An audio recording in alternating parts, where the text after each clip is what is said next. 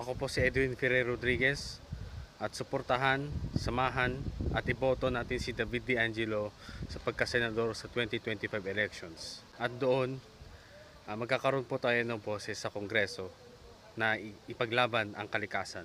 And also, hopefully magkakaroon ng progressive and scientific way on how we handle or use our natural resources properly, para maiwasan din yung mga abusive mining sa bundok and abusive fishing sa ating karagatan, para hindi masira ang mga corals na siyang tahanan ng mga isda.